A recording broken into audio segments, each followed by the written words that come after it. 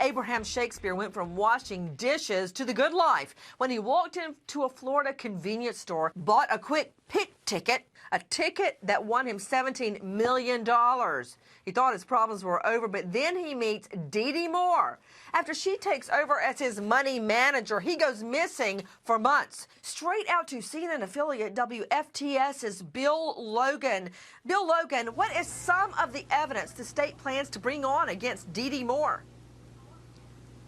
It's a whole host of items. I mean, from those texts to the actual location where the body was found, incriminating voicemails, all sorts of things that is going to have to build this circumstantial case. It is going to be piece by piece, brick by brick, mortar by mortar that they're going to have to bring this whole thing out to the jury. It's going to be a long process.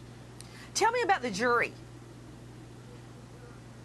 We have 8 men, 4 women. It was a very long process to get that jury selected yesterday. They went 12 hours on Tuesday after a full day Monday. So the jury is in place, and they're hearing the opening arguments, and the trial's beginning right now. You know, so much controversy has surrounded this case. What is Dee Moore's story about where Shakespeare was all those months, and why did he disappear, Bill Logan?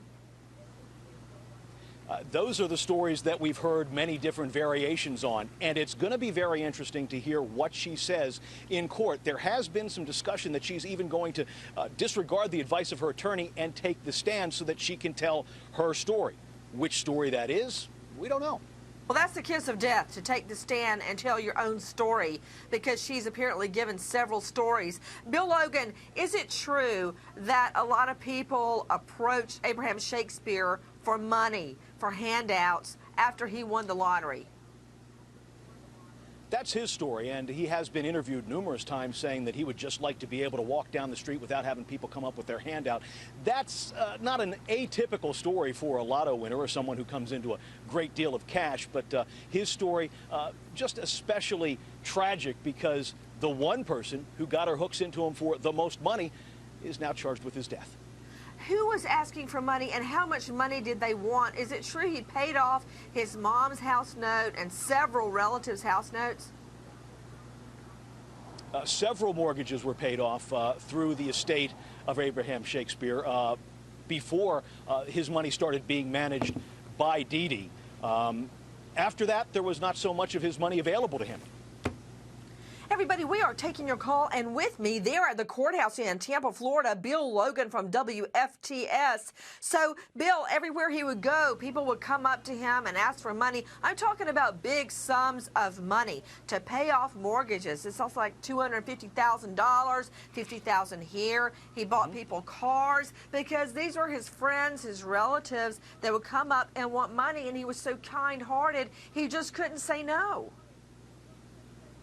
A kind-hearted guy that was very much generous with his winnings and very compassionate to the people who did come up with a story of woe or a tale of some sort of problem that befell them, especially if they were relatives or people he knew. It doesn't appear that he knew Dee Moore up until she approached him in 2008 with that offer to write a book. Again, she had no writing experience, but she wanted to get close to this big-time winner.